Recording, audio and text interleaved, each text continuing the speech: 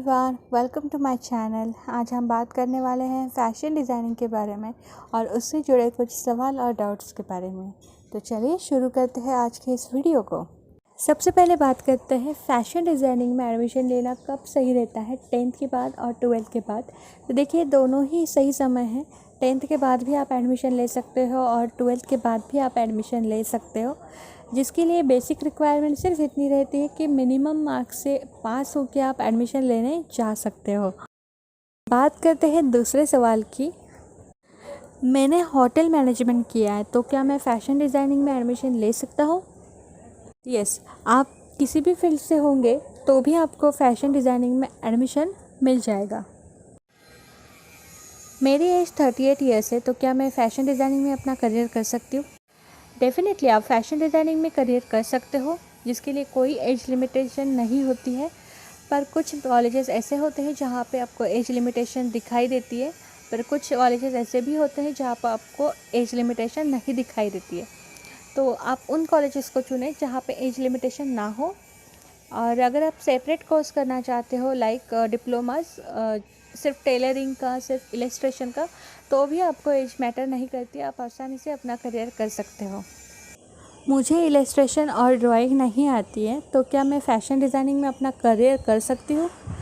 देखिए, इलस्ट्रेशन एक डिज़ाइनिंग का पार्ट है और वो बेहद ज़रूरी चीज़ होती है। इसको स्किप करने का कोई ऑप्शन नहीं होता है। और आपको कोई चीज़ नहीं आती, उसके लिए प्रैक्टिस बेहद ज़रूरी है। तो आपको बिल्कुल भी ड्राइंग नहीं आती है, तो आप vertical line, horizontal line, circle, ऐसी कुछ चीज़ें होती है जो फ्री हैंड निकालने की कोशिश आप कीजिएगा। और जब आप डिप्लोमा और डिग्री लेते हो, उसमें आपको प्रॉपर सिखाया जाता है और कि क्रॉकिस कैसे ड्रॉ करनी है, वर्टिकल लाइन कैसे देनी है, हॉरिजॉन्टल लाइन कैसे देनी है।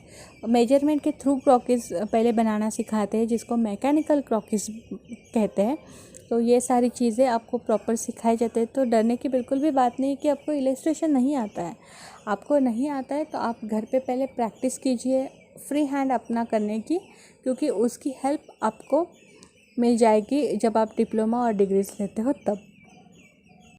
फ़ैशन डिज़ाइनर स्टूडेंट के पास क्या क्या जॉब ऑप्शंस होते हैं? सबसे पहले मैं बात करूंगी कि बहुत सारे ऑप्शंस आपके पास होते हैं, जिनमें से कुछ ऑप्शंस मैं आपको यहाँ पे बताऊंगी।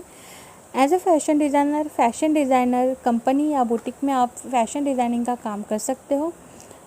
Quality controller, assistant fashion designer, fashion merchandiser, fashion show organiser, textile designer, stylist, modelling, fashion photography, jewellery designer, handbag designer, पैर डिज़ाइनर और भी बहुत सारे जॉब ऑप्शंस आपके पास होते हैं। एक फ़ैशन डिज़ाइनर में क्या क्या क्वालिटीज़ और स्किल्स होनी चाहिए? तो सबसे पहले कुछ क्वालिटीज़ के बारे में और स्किल्स के बारे में जान लेते हैं। आप क्रिएटिव होना बहुत ज़रूरी है।